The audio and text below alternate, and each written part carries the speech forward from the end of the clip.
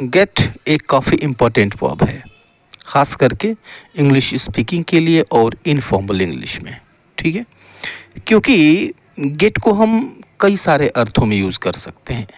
Gate को आप main verb में यूज़ करते हैं। अब जब इसको आप मेन वर्ब में यूज़ करते हैं तो ये 10 से ज़्यादा अर्थ देता है। इस चीज़ को इस वीडियो में देखेंगे। और इसको आप कॉजेटिव वर्ब के रूप में भी यूज़ करते हैं, दूसरे तरीके से यूज़ कर लेते हैं। इसको आप पैसिव वॉइस में भी यूज़ करते हैं, जिसको गेट पैसिव कहा जाता है, ख़ास करके इनफॉर्मल इंग्लिश में। और इसको आप फ्रेजल वर्ब्स में भी यूज़ करते हैं। तो इन 4 तरीक़ों से आप यूज़ कर सकते हैं। तो वन बाय वन इन सभी को हम देखेंगे। इस वीडियो में हम गेट के सभी अर्थों को एज अ मेन वर्ब में यूज़ करना सीखेंगे। इनका क्या अर्थ होता है, कैसे यूज़ किया जाता है। इसलिए अच्छी तरह से समझने के लिए पूरी वीडियो देखें, कोई पार्ट स्किप ना करें। और अगर वीडियो पसंद आता है तो एक लाइक ज़रूर कर दें, ये आपसे मेरी रिक्वेस्ट है। और चैनल अब तक सब्सक्राइब नहीं किया है तो इसको सब्सक्राइब करते चलें। आइए इस वीडियो को हम शुरू करते हैं। Use of get as a main verb. ठीक है, फर्स्ट वीडियो होने जा रहा है ये। इससे पहले भी मैंने गेट पे वीडियो बनाया है। ठीक है, बनाने का मकसद ये है कि कुछ नए लोग जुड़ेंगे हमसे, जो इस गेट के यूज को जानेंगे, और जो पहले से देख चुके हैं उनका रिवीजन भी हो जाएगा। So let's get started. ठीक है, get as a main verb. पहला अर्थ देखिए गेट का। गेट का पहला अर्थ है टू ऑब्टेन या फिर टू रिसीव, यानी प्राप्त करना या फिर मिलना।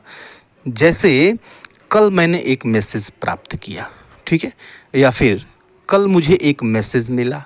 तो मिला या फिर प्राप्त किया। ठीक है, यहाँ पर दोनों बातें एक ही हैं। अब यहाँ पे हम मिलना के लिए या फिर प्राप्त करने के लिए रिसीव यूज़ कर सकते हैं। ठीक है, I received a message yesterday. ठीक है, I received a message yesterday. अब देखिए कि यहाँ पर हमने रिसीव्ड यूज़ किया सेम फॉर्म में, और उसी अर्थ में गेट को भी यूज़ कर सकते हैं। हम इसको ऐसे भी कह सकते हैं, I got a message yesterday. I got a message yesterday, ऐसे भी कह सकते हैं। ठीक है, ये दूसरा एग्जाम्पल देखिए कि आर्यन को प्रथम पुरस्कार मिला। ठीक है, आर्यन को प्रथम पुरस्कार मिला। तो यहाँ पर हम मिलने के लिए यूज़ करेंगे ऑब्टेन। ऑब्टेन यूज़ करेंगे। ठीक है, Aryan obtained the first prize. Aryan obtained the first prize. ठीक है, अब चूंकि ऑब्टेन मतलब प्राप्त करना या फिर मिलना, इसको हम रिप्लेस कर सकते हैं गेट से, क्योंकि गेट का भी अर्थ वही होता है। तो ऑब्टेन्ड या सेकेंड फॉर्म है, इसको हम ऐसे कह सकते हैं, Aryan got the first prize. ठीक है, आर्यन को प्रथम पुरस्कार मिला। ठीक है, पहला अर्थ था। इस दूसरे अर्थ को देखिए। दूसरा अर्थ होता है टू रीच या फिर टू अराइव, यानी कहीं पहुंचना। ठीक है, पहुंचना अर्थ होता है इसका। जैसे मैं वहाँ 5 बजे पहुंच जाऊंगा। ठीक है, अब यहाँ पे पहुंचने की इंग्लिश जो है आप रीच यूज़ कर सकते हैं। I will reach there at 5। I will reach there at 5।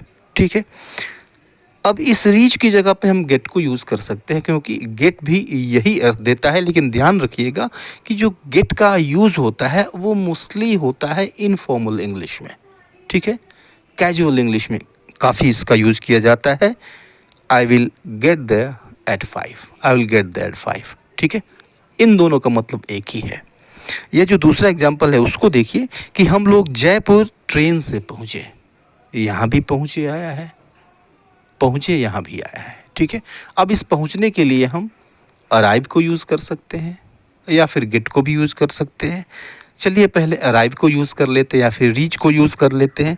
We reached Jaipur by train. हम लोग ट्रेन से जयपुर पहुँचे। या फिर we got to Jaipur by train. We got to Jaipur by train. ठीक है, अब जब आप गेट यूज़ करते हैं तो गेट की ठीक बाद आपको कोई प्रीपोजिशन यूज़ करना होगा। किसी जगह पे पहुँचते हैं, किसी शहर में पहुँचते हैं। ठीक है, तो उस शहर के नाम से पहले आपको टू को यूज़ करना होगा, ये प्रीपोजिशन लेता है। ठीक है, रीच के साथ ऐसा नहीं होता है, गेट के साथ ऐसा होता है। इसलिए यहाँ पे यूज़ हमने किया है we got to Jaipur by train. ठीक है। ये तीसरा अर्थ देखिए, तीसरा अर्थ होता है टू बाय, यानी खरीदना या फिर टू परचेज, खरीदना। ठीक है, खरीदने के अर्थ में गेट को हम यूज़ करते हैं।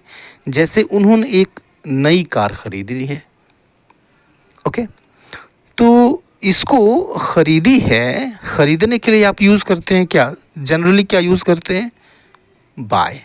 ठीक है, they have bought a new car, चूँकि प्रेजेंट परफेक्ट है इसलिए बॉट को यूज़ किया गया है।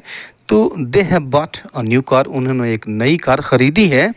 अब यहाँ पे बॉट की जगह पे हम गेट को यूज़ कर सकते हैं, बॉट थर्ड फॉर्म है, अब गेट को हम थर्ड फॉर्म में यूज़ करेंगे, they have got a new car, they have got a new car, उन्होंने एक नई कार खरीदी है। ठीक है, मैंने यह मोबाइल कल ख़रीदा, राइट, मैंने यह मोबाइल कल ख़रीदा, it means I bought this mobile yesterday, मैंने यह मोबाइल कल ख़रीदा। अब इस बॉट की जगह पे हम गॉट को यूज़ कर सकते हैं, बॉट यहाँ पे सेकेंड फॉर्म में है, यहाँ पे हम गॉट को यूज़ करेंगे जो सेकेंड फॉर्म है, I got this mobile yesterday, यह मोबाइल मैंने कल ख़रीदा। ठीक है, चौथा अर्थ देखिए, इस गेट का जो चौथा अर्थ है वो होता है टू बिकम। ठीक है, तो टू बिकम का मतलब हो गया हो जाना। अब हो जाना मतलब क्या, अब देखिए जब किसी चीज़ की अवस्था में परिवर्तन हो, ठीक है, किसी चीज़ की अवस्था के परिवर्तन पे हम बारे में बात करते हैं, तो वहाँ पे हम यूज़ करते हैं टू बिकम, यानी एक अवस्था से दूसरी अवस्था में जाना, परिवर्तन हो जाना, होना, होना के अर्थ में, जैसे वह बूढ़ा हो रहा है। ठीक है, चेंज इन स्टेट, अवस्था में परिवर्तन है, बूढ़ा हो रहा है। ठीक है, ही इज़ बिकमिंग ओल्ड, ऐसे आप कहते हैं generally, he is becoming old, become means हो जाना। तो गेट का भी अर्थ हो जाना होता है, यह भी परिवर्तन ही बताता है, उसी अर्थ में ही इज़ गेटिंग ओल्ड, दोनों का मतलब एक ही है। ठीक है, ये दूसरा सेंटेंस देखिए कि चाय ठंडी हो रही है, चाय ठंडी हो रही है, अवस्था में परिवर्तन हो रहा है, the T is becoming cold, ऐसे कहते हैं जनरली। अब हम बिकमिंग की जगह पे गेटिंग को भी यूज़ कर सकते हैं, the T is getting cold, ऐसे भी कह सकते हैं। ठीक है, वह पागल हो गया, वह पागल हो गया, अवस्था में परिवर्तन है, ही बिकेम मैड, ऐसे आप कह सकते हैं, he became mad, became means हो गया, ही बिकेम मैड, वह पागल हो गया। अब बिकेम की जगह पे आप गॉट यूज़ कर लीजिए, सेकेंड फॉर्म है, ही गॉट मैड, दोनों का मतलब एक ही है।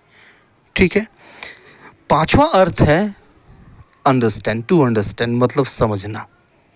ठीक है, जैसे आप कहते हैं मैं समझा नहीं, अब समझने के लिए हम अंडरस्टैंड को यूज़ करते हैं, आई डिडंट अंडरस्टैंड, मैं समझा नहीं, जनरली आप कहते हैं आई डिडंट अंडरस्टैंड। ठीक है, लेकिन इसी चीज़ को हम ऐसे भी कह सकते हैं गेट को यूज़ करके, I didn't get, I didn't get, इसका भी मतलब हुआ मैं समझा नहीं। ठीक है, एक दूसरा सेंटेंस देखिए कि समझ गए क्या, समझे, समझ गए का मीन्स क्या कहते हैं, इंग्लिश में क्या कहते हैं, अंडरस्टूड, अंडरस्टूड, ऐसे आपने बहुतों को कहते हुए सुना होगा, सिंपली अंडरस्टूड, चूँकि क्वेश्चन है इसलिए क्वेश्चन मार्क है, अंडरस्टूड। ठीक है, या फिर इसको सिंपली आप कहते हैं got it, got it, right, question है, राइट। एक तीसरा सेंटेंस देखिए, धीरे धीरे सब समझ जाओगे, it means you will understand everything by and by, you will understand everything by and by, धीरे धीरे सब समझ जाओगे। अब इस अंडरस्टैंड की जगह पे आप गेट यूज़ कर सकते हैं, you will get everything by and by, right. अगला अर्थ देखिए, टू ब्रिंग, अगला अर्थ होता है गेट का टू ब्रिंग, मतलब ले आना। ठीक है, कोई चीज़ ले आना और वह चीज़ किसी के लिए ले आना। ठीक है, जैसे देखिए एक गिलास पानी लाओ, एक गिलास पानी लाओ, तो आप सिंपली क्या कह सकते हैं, bring a glass of water, bring a glass of water. ठीक है, अब इस ब्रिंग की जगह पे हम गेट यूज़ कर सकते हैं, get a glass of water, ऐसे भी कह सकते हैं। ब्रिंग और गेट दोनों का मतलब एक ही है, मेरे लिए एक कुर्सी ला दो। ठीक है, मेरे लिए एक कुर्सी ला दो, तो ब्रिंग यूज़ करिए, ब्रिंग मी अ चेयर। ब्रिंग मी यानी मेरे लिए ला दो। क्या ला दो भाई? अ चेयर, एक कुर्सी। अब इस ब्रिंग की जगह गेट यूज़ कर लीजिए, गेट मी अ चेयर, मेरे लिए एक कुर्सी ला दो। इसका भी मतलब वही है। अगला अर्थ क्या है? अगला अर्थ है टू अर्न, मतलब कमाना। ठीक है, कमाने का भी अर्थ देता है ये। जैसे देखिए कैसे देता है, वह 50,000 रुपये प्रति महीने कमाता है। ठीक है, तो कमाना मतलब टू अर्न। अब अर्न को यूज़ करेंगे आप तो कहेंगे ही earns ₹50,000 a month. He earns ₹50,000 a month, यानी वह प्रति महीने 50,000 रुपये कमाता है। तो अंश की जगह पे गेट यूज़ कर सकते हैं, ही गेट्स ₹50,000 अ मंथ। तो अर्न और गेट दोनों का मतलब कमाना। ठीक है, तुम अपनी रोजी रोटी कैसे कमाते हो? ठीक है, तो रोजी रोटी का मतलब होता है डेली ब्रेड। ठीक है, how do you earn your daily bread? Okay, तो अर्न मतलब कमाना। इस कमाने के लिए हम गेट को भी यूज़ कर सकते हैं, how do you get your daily bread, ऐसे भी कहते हैं। ठीक है, ध्यान रखिए गेट का जो मोस्टली यूज़ होता है वह इनफॉर्मल इंग्लिश में होता है। ठीक है, नेक्स्ट यूज़ देखिए। आपने बहुत सारे सेंटेंसेस देखे होंगे, पढ़ा होगा, बोलते हुए सुना होगा, has got, have got, had got. ठीक है, अब यह जो गॉट है इसको आप नहीं भी यूज़ करेंगे तो भी काम चल जाएगा, यूज़ करेंगे तो भी ठीक है, न भी यूज़ कर लें तो भी ठीक है। ठीक है, अर्थ में कोई फ़र्क नहीं पड़ता है। ओके, जैसे अगर आपको कहना हो कि मेरे पास एक बड़ा घर है तो आप कह सकते हैं I have a big house. ठीक है, मेरे पास एक बड़ा घर है, लेकिन इसमें हम गेट को भी डाल सकते हैं, I have got a big house. अब आप कहेंगे कि यहाँ पे गॉट क्यों यूज़ हुआ? क्योंकि जब भी आप हैज़, हैव, हैड के ठीक बाद कोई वर्ब रखते हैं तो जनरली वह थर्ड फॉर्म में ही होता है, इसलिए यह गॉट थर्ड फॉर्म है।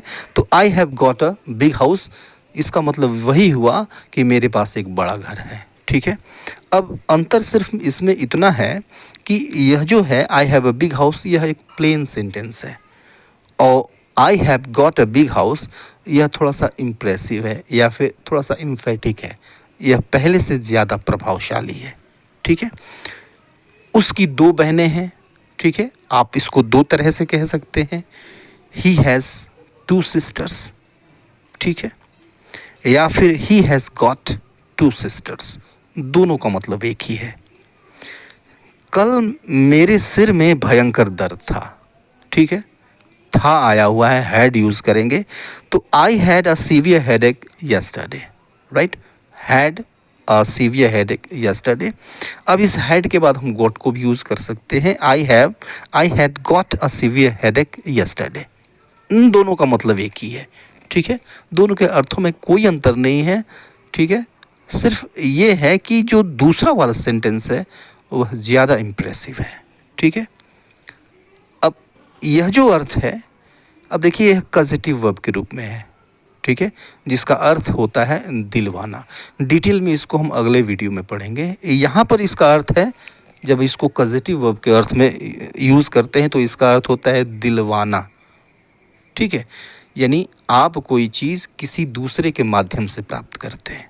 ठीक है, जैसे उसके पापा ने उसे चॉकलेट दिलवाई। राइट, यहाँ पे दिलवाने के लिए हम गेट को यूज़ करेंगे। कैसे यूज़ करेंगे? देखिए, his father got him chocolates. ठीक है, तो सबसे पहले क्या लिखा गया? किसने दिलवाया? His father. ठीक है, उसके बाद से दिलवाने की इंग्लिश, चूँकि पास्ट इंडेफिनिट है, गेट का second form got, his father got. ठीक है, और फिर लिखिए किसको दिलवाई, तो उसे मीन्स हिम, और फिर लिखिए क्या दिलवाई? Chocolates, his father got him chocolates. ठीक है, ऐसे इसको लिखते हैं या फिर बोलते हैं। इस दूसरे सेंटेंस को देखिए कि मैं तुम्हें नई साइकिल दिलवाऊंगा। Right, it means I will get you a new cycle, I will get you a new cycle. ठीक है, तो आज के लिए इतना ही, मिलते हैं गेट के अगले वीडियोज़ में। तब तक के लिए goodbye and take care.